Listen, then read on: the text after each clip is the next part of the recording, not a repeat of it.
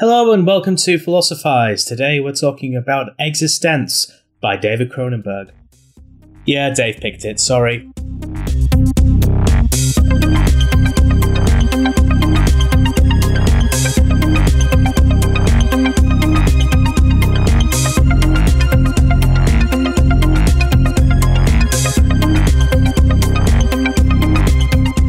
Hello, Dave. Hello there, Matt. How you doing, mate? Yeah, I'm okay. So obviously today we're going to be looking at eXistenZ by David Cronenberg, the Coldplay to David Lynch's Radiohead. Oh my God. I'm going to let that one drop. This is a film that you chose. Could you just sort of talk us through the film and say a little bit about why you picked it? Yeah, sure thing. I think one of the reasons I picked this film is because the way in which it wants to explore reality through reality by using fantasy, and the way in which those elements start to collapse and the way in which it tries to explore those elements. It's confused in the particular meaning of the word confused, where all of these different levels of reality fuse. Those of you who have come to our invited seminars before will know that I normally lead the groups through our new games. But tonight it won't be me. No. For our test launch of eXistenZ by Antenna, we have brought you a seminar leader who is rather special. Yes, it is. The world's greatest game designer is here in person to lead you, our first test enclave, through her newest creation, eXistenZ by Antenna. I give you the game pod goddess herself, Allegra Geller.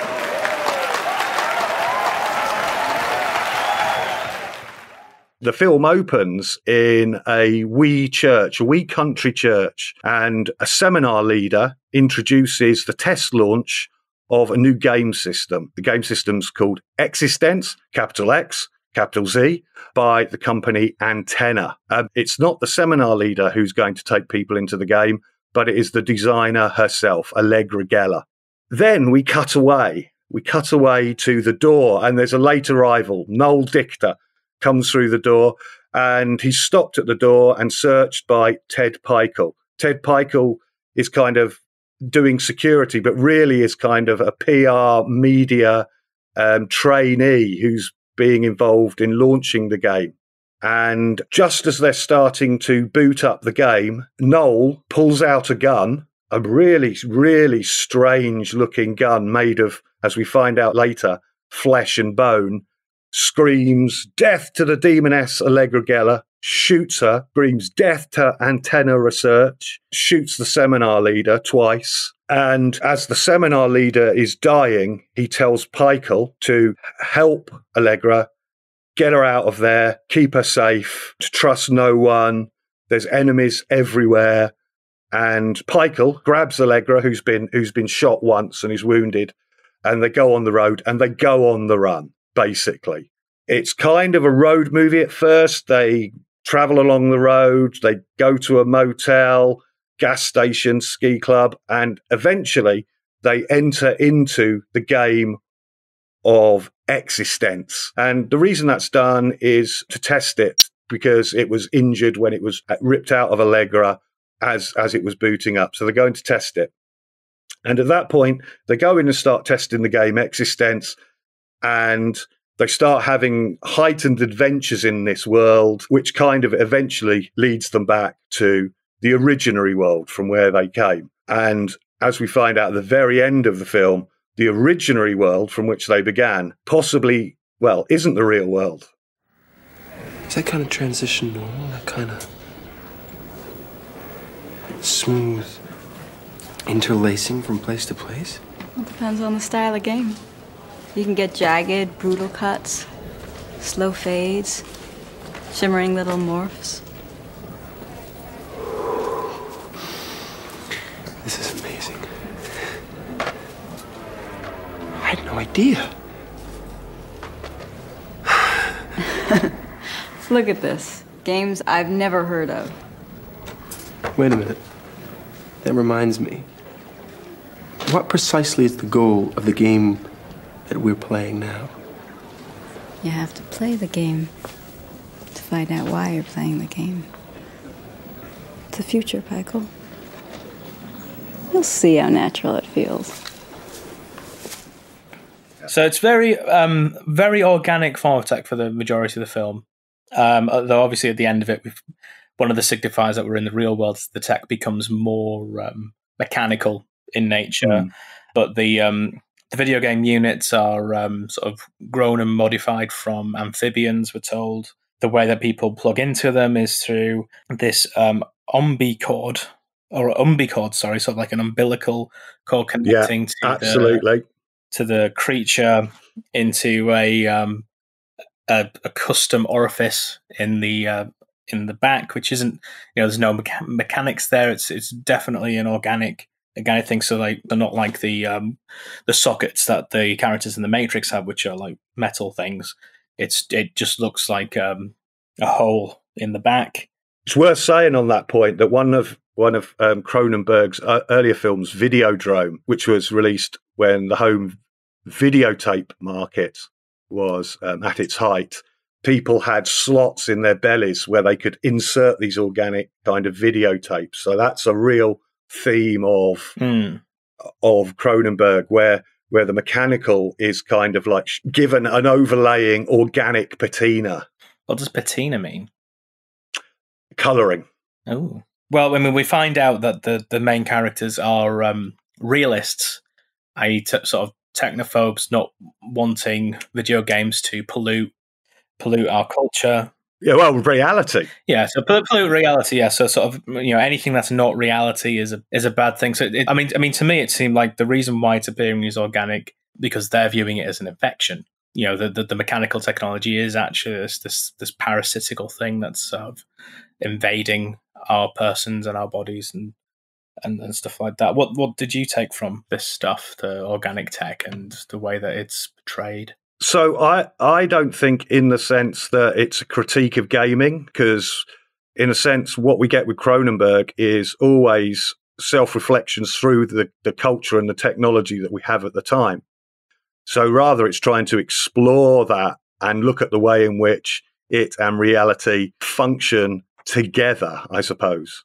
So I don't see this as a critical film in any way, shape, or form. Oh, sorry, I didn't mean that the film itself was critical, but that those two characters are.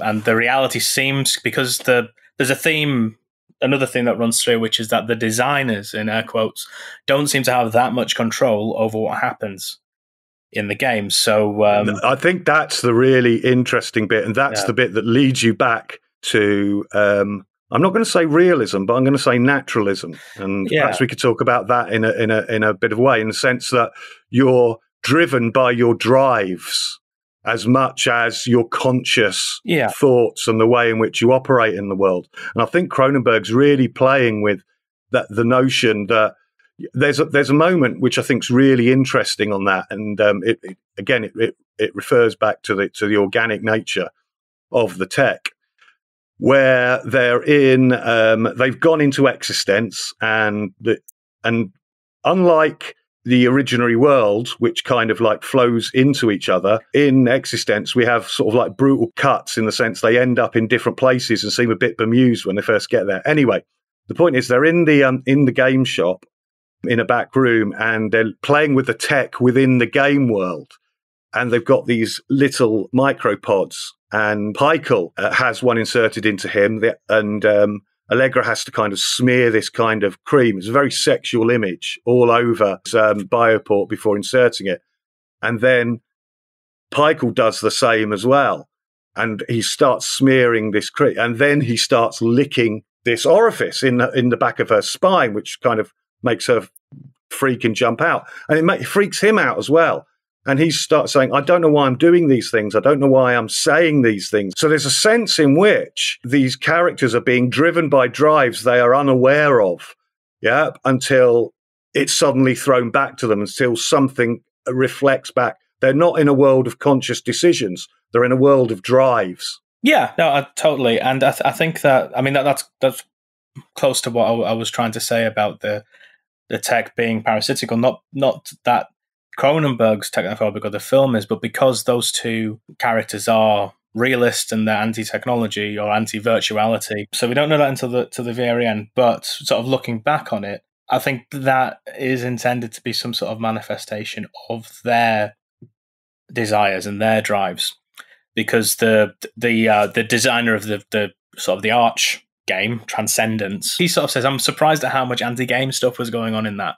So it seems to be sort of constructed out of the unconscious desires and drives of the people connected to it. So I was thinking that might be why it came out looking like that, not because the film's critical of it, but because the two characters in the film are critical of it.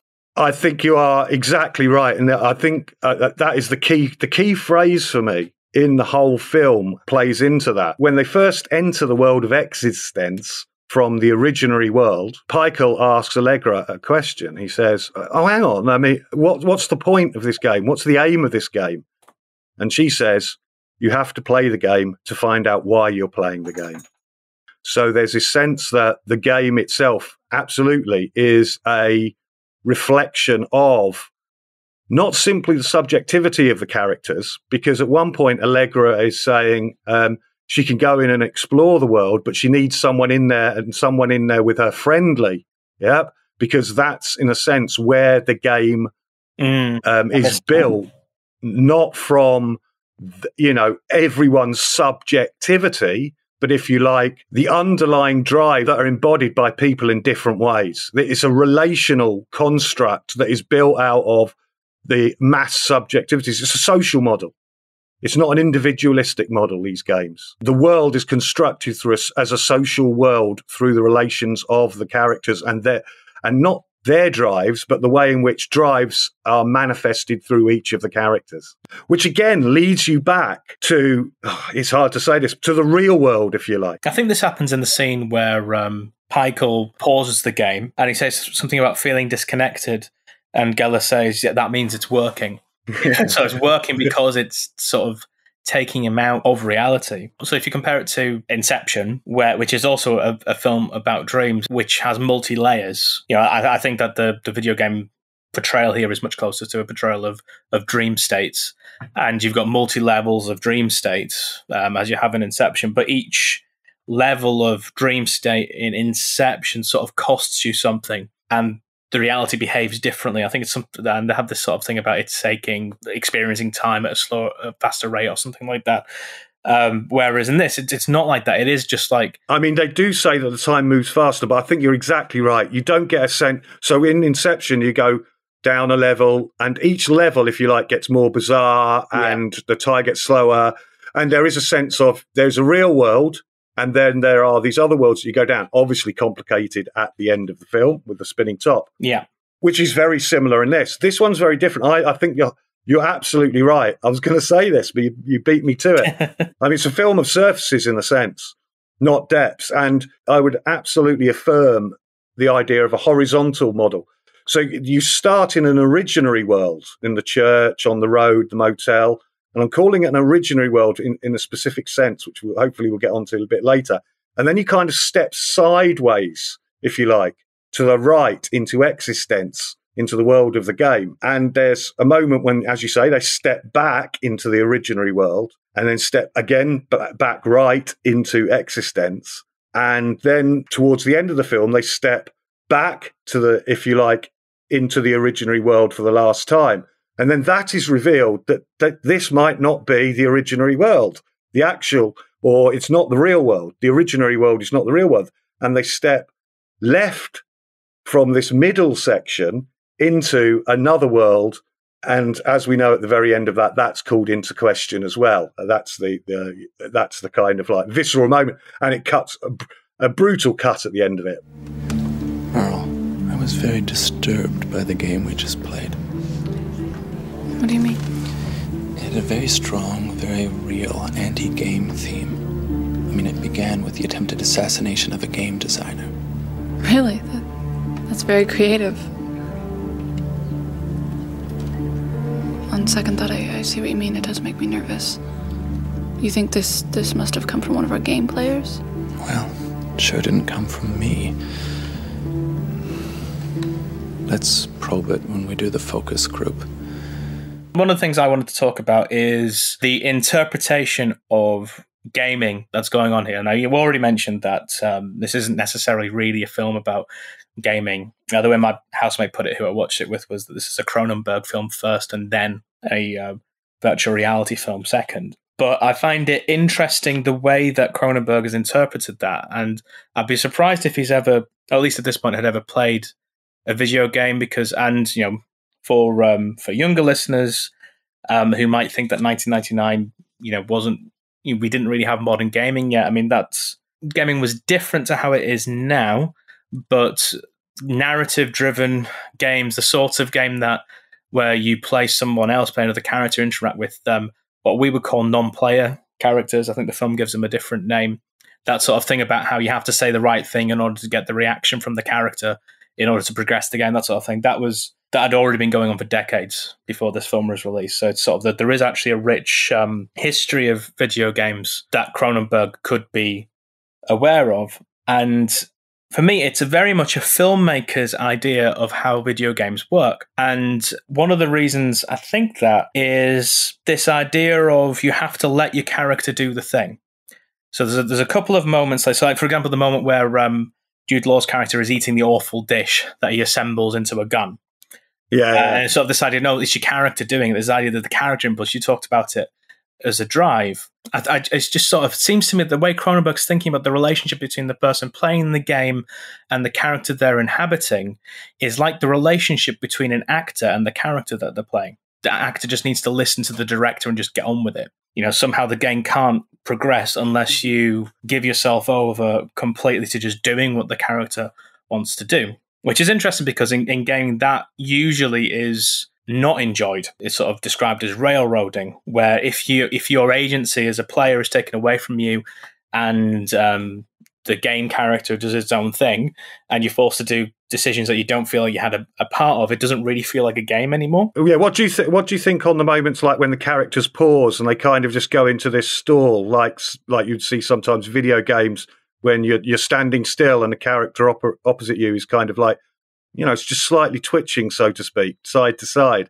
There were little moments like that which tried to bring it in when two people are talking about a character in the game. The character in the game can't hear what you as players, if you like, are saying. Yeah, I mean, I thought that's the one thing in it that really rings true, although it's usually be seen as a sign it's a badly written game. I think they reflect on that all the time. Oh, I didn't really like that character. His dialogue wasn't very good. Yeah. You know, so there's that element about they're doing feedback on it and that this isn't a perfected game and there's things wrong with it and there'll be glitches and all of that. I think it's another way in which I think it's a very filmy way of understanding how video games work, which is that the game designer seems to operate like a visionary director, which is that they're not actually in total control over the finished product. They sort of have the idea and they lay sort of the seeds of it, but then there's other things that have to kick into place to actually produce the final object. And both the sort of the in-game game designer, which is Geller, and then the out-of-game, the real-world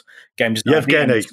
They're both surprised and disappointed by things that are happening within the game world. And I mean, it's not how we tend to think about game designers and game developers. These days are people who are actually in total control of that, to the point where something goes wrong, we usually blame the developers. Why did that happen? Whereas this seems to be much less control over it, which I guess is more like how films are made, both in the sense that a director is not able to make a film on their own. But game designers don't sit there and just do it all themselves, do they? They have whole teams and, you know, in another country where there's lots of cheap labour and people are overlaying and building bits, and then it all comes together according to plans. But they're mass produced, aren't they? But yeah, I'm not saying that's not the case. But you don't usually have an auteur unless it's and you do get some games that are made literally by one or two people these days. But what I mean is it's the surprise at how things go. So I mean, I think there's having to get a bunch of people to act in a certain way that you don't have total control over.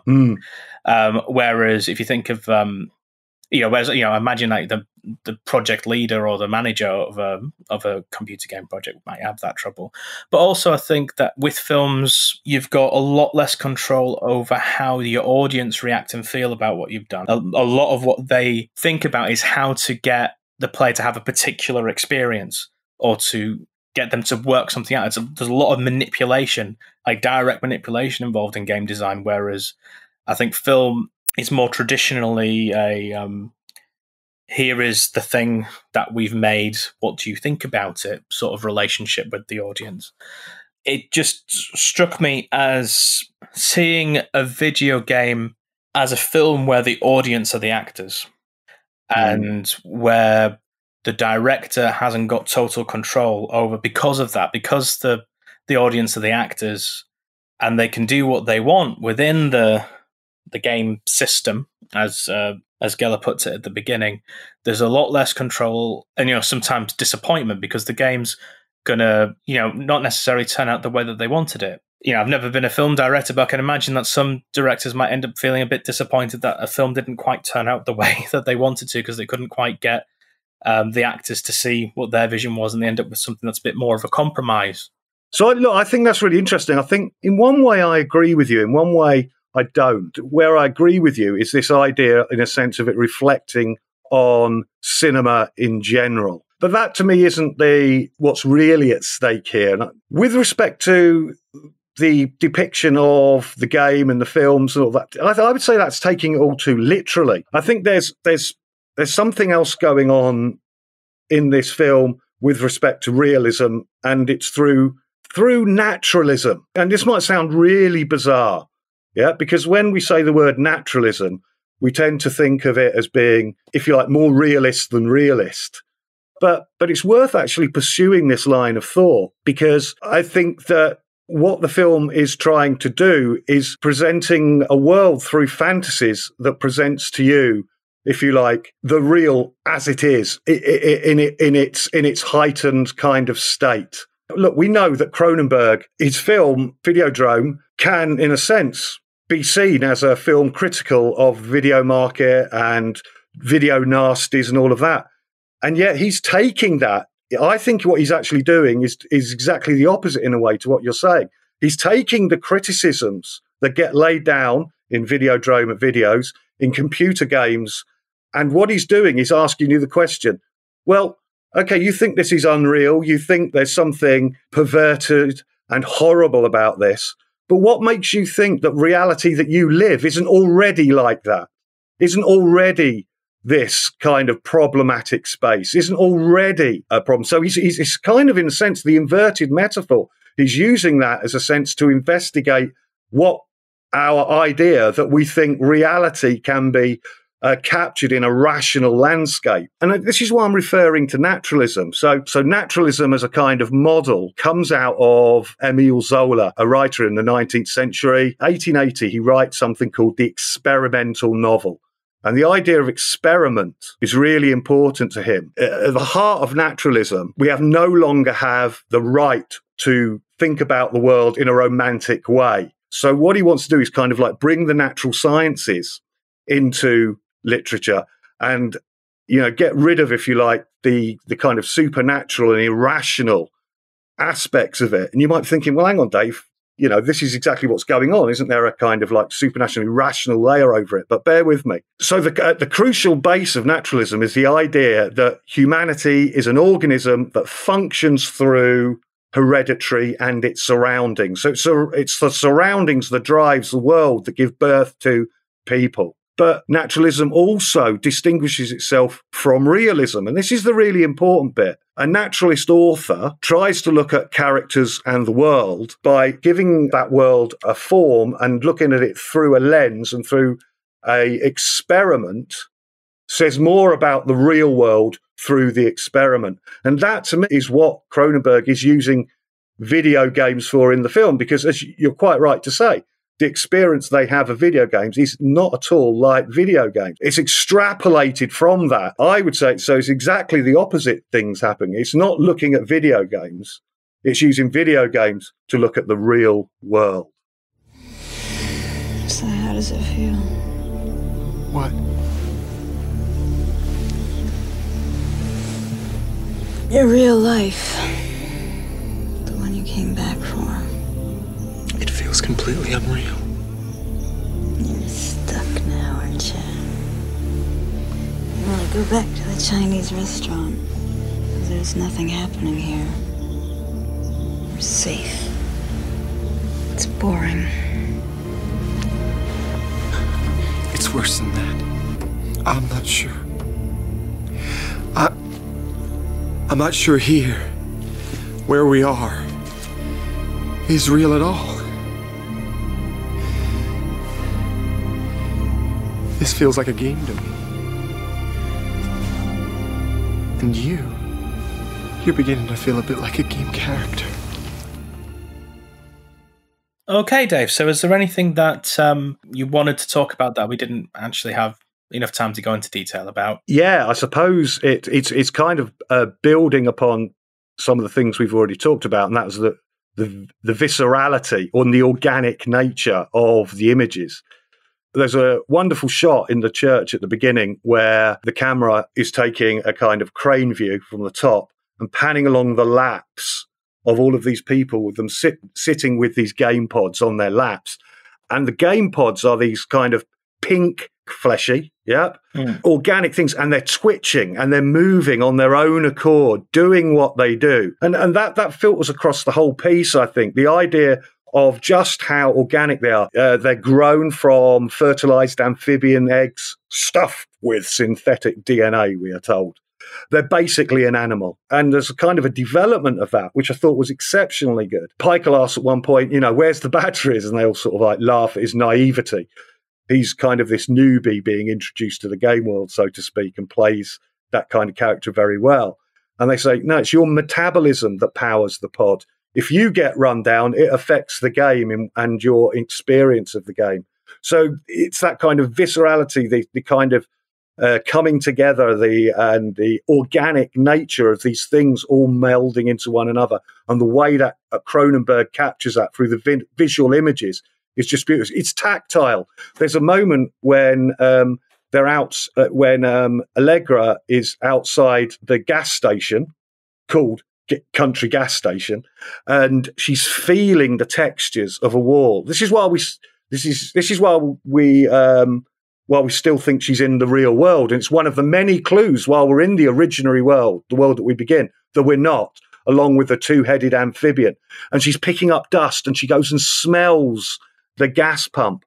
And I think Cronenberg is absolutely brilliant at getting across the, if you like, not just the visual sense, but senses of taste and texture and smell that comes out of the film like that. It's not purely a visual and sonic experience when you watch a Cronenberg film. If you like, it's full sensory surround.